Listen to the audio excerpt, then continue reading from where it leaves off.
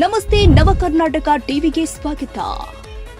Navakarnataka TV ಜನಪರ ನ್ಯಾಯಪರ. ನೀವಿನ್ನ ನಮ್ಮ channel subscribe ಮಾಡಿಲ್ಲ ಅಂದ್ರೆ ಈ ಕೂಡಲೇ ಲೈಕ್ ಮಾಡಿ, ಶೇರ್ ಮಾಡಿ, ಸಬ್ಸ್ಕ್ರೈಬ್ ಮಾಡಿ, ತಪ್ಪದೆ ಬೆಲ್ ಐಕಾನ್ ಕ್ಲಿಕ್ ಮಾಡಿ. ಜಯಚಂದ್ರ ಅವರು ಈ ಭಾಗದಲ್ಲಿ ಮಾಡಿರ್ತಕ್ಕಂಥ ಅಭಿವೃದ್ಧಿ ಕೆಲಸಗಳ ದೃಷ್ಟಿಯನ್ನು ತೆಗೆದುಕೊಂಡ್ರೆ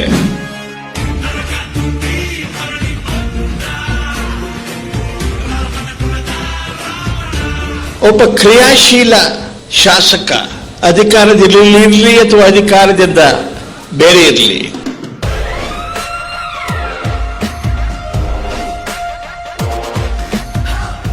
ಏನೆಲ್ಲ ಸಾಧನೆ ಮಾಡಬಹುದು ಅಂತಕ್ಕಂಥದ್ದನ್ನ ಶ್ರೀ ಜಯಚಂದ್ರ ಅವರು ತೋರಿಸಿಕೊಟ್ಟಿದ್ದಾರೆ.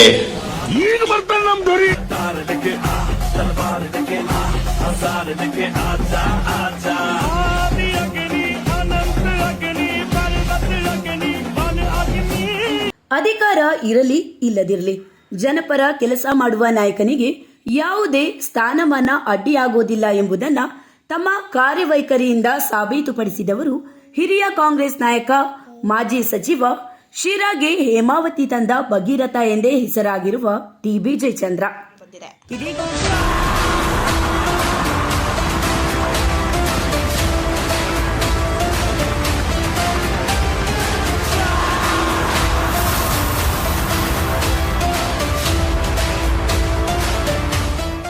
ಇದೀಗ ರಾಜ್ಯ ರಾಜಕಾರಣದಲ್ಲಿ ಸಚಿವ ಸಂಪುಟ ವಿಸ್ತರಣೆ ಚರ್ಚೆ ಜೋರಾಗುತ್ತಿದ್ದಂತೆ ಜಯಚಂದ್ರ ಅವರಿಗೆ ಮತ್ತೆ ಸಚಿವ ಸ್ಥಾನ ನೀಡಬೇಕು ಎಂಬ ಒತ್ತಾಯಗಳು ಕೇಳಿಬರ್ತಿದೆ.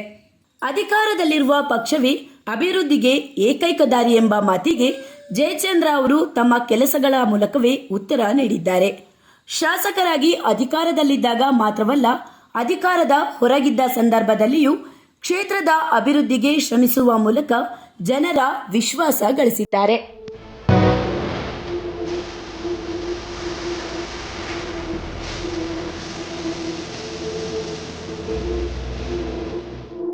ಜಯಚಂದ್ರ ಅವರ ಅಭಿವೃದ್ಧಿ ಕಾರ್ಯಗಳನ್ನ ಸ್ವತಃ ಮೆಚ್ಚಿಕೊಂಡಿದ್ದ ಮಾಜಿ ಮುಖ್ಯಮಂತ್ರಿ ಎಸ್.ಎಂ. ಕೃಷ್ಣ ಅವರು ಈ ಹಿಂದೆ ಹೇಳಿದ್ದ ಮಾತುಗಳು ಇದೀಗ ಮತ್ತೆ ಚರ್ಚೆಗೆ ಬಂದಿವೆ.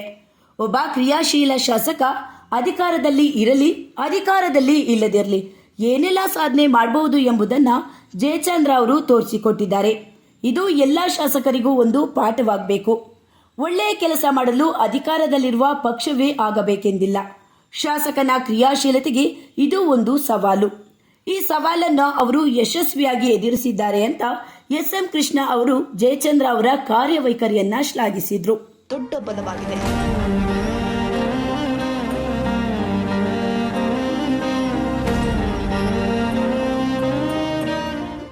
ರಾಜಕೀಯದಲ್ಲಿ ಹಂತ ಹಂತವಾಗಿ ಬೆಳೆದ ಜಯಚಂದ್ರ ಅವರ ಪಯಣವನ್ನ ಹತ್ತಿರದಿಂದ ಗಮನಿಸಿದ್ದ ಎಸ್.ಎಂ. ಕೃಷ್ಣ ಅವರು ಅವರ ಬದ್ಧತೆ ಮತ್ತು ಜನಪರ ಕಾಳಜಿಗೆ ಮೆಚ್ಚುಗೆ ವ್ಯಕ್ತಪಡಿಸಿದ್ರು.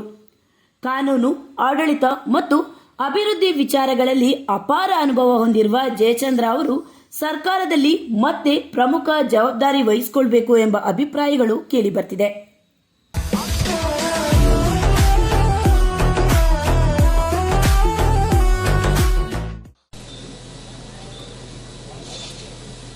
ನನಗೆ ಒಂದೊಂದ್ಸಾರಿ ಜಯಚಂದ್ರ ಅವರು ಈ ಭಾಗದಲ್ಲಿ ಮಾಡಿರ್ತಕ್ಕಂಥ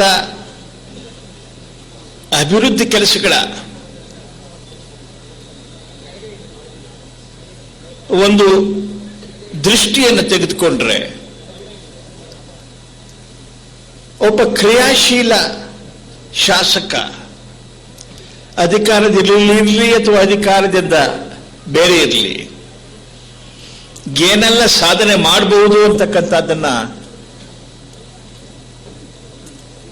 ಶ್ರೀ ಜಯಚಂದ್ರ ಅವರು ತೋರಿಸಿಕೊಟ್ಟಿದ್ದಾರೆ. ಇದು ಎಲ್ಲ ಶಾಸಕರಿಗೂ ಕೂಡ ಒಂದು ರೀತಿಯ ಬೋಧನೆ ಆಗಬೇಕು. ಒಳ್ಳೆ ಕೆಲಸಗಳನ್ನು ಮಾಡಬೇಕಾದ್ರೆ ಅಧಿಕಾರಿಗಳ ಪಕ್ಷವಾಗಬೇಕಾದ್ದೇ ಇಲ್ಲ. ಶಾಸಕನ ಕ್ರಿಯಾಶೀಲತೆಗೆ ಒಂದು ದೊಡ್ಡ ಸವಾಲು. ಆ ಸವಾಲನ್ನ ಬಹಳ ಯಶಸ್ವಿಯಾಗಿ ಶ್ರೀ ಜಯಚಂದ್ರ ಅವರು ಎದುರಿಸಿದ್ದಾರೆ. ಸುಮಾರು 30 ವರ್ಷಗಳ ಪರಿಚಯ ನನಗೆ. ಅವರು ಹೇಗೆ ಮೇಲೆ ಬಂದರು ಅಂತಕ್ಕಂಥದ್ದನ್ನು ನಾನು ನೋಡಿದ್ದೇನೆ. ಅದರ ಬಗ್ಗೆ ಅಗಾಧವಾದಂಥ ಮೆಚ್ಚುಗೆಯನ್ನು ವ್ಯಕ್ತಪಡಿಸಿದ್ದೇನೆ ಮತ್ತು ನನ್ನ ಅಡ್ಮಿರೇಷನ್ ಬಹಳವಾಗಿದೆ.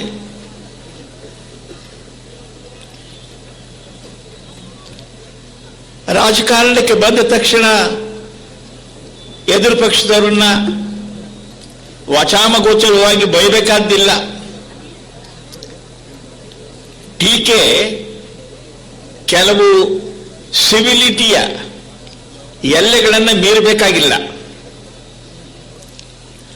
ಆಗಲೇ ಟೀಕೆ ಮಾಡುವವರ ಗೌರವ ಜಾಸ್ತಿ ಆಗ್ತದೆ ಅಂತಕ್ಕಂಥದ್ದನ್ನ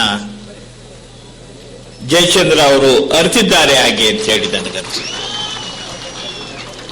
ಹಿರಿಯ ನಾಯಕನ ಅನುಭವವನ್ನು ಬಳಸಿಕೊಳ್ಳುವ ಮೂಲಕ ಆಡಳಿತಕ್ಕೆ ಮತ್ತಷ್ಟು ಬಲ ನೀಡಬಹುದು ಎಂಬ ಮಾತುಗಳು ಕೇಳಿಬರ್ತಿದೆ. ಜನರ ಸಮಸ್ಯೆಗಳಿಗೆ ಸ್ಪಂದಿಸುವ ಗುಣ, ಕ್ಷೇತ್ರಾಭಿವೃದ್ಧಿಯ ಮೇಲಿನ ಬದ್ಧತೆ ಮತ್ತು ಆಡಳಿತಾತ್ಮಕ ಅನುಭವ ಹೊಂದಿರುವ ಜಯಚಂದ್ರ ಅವರಿಗೆ ಸಚಿವ ಸ್ಥಾನ ನೀಡಿದರೆ ಅದು ಕೇವಲ ಒಬ್ಬ ನಾಯಕನಿಗೆ ಸಿಗುವ ಗೌರವವಲ್ಲ, ಅನುಭವ ಮತ್ತು ಕಾರ್ಯಕ್ಷಮತೆಗೆ ನೀಡುವ ಮನ್ನಣೆ ಎಂಬ ಅಭಿಪ್ರಾಯವು ರಾಜಕೀಯ ವಲಯದಲ್ಲಿ ವ್ಯಕ್ತವಾಗ್ತಿದೆ.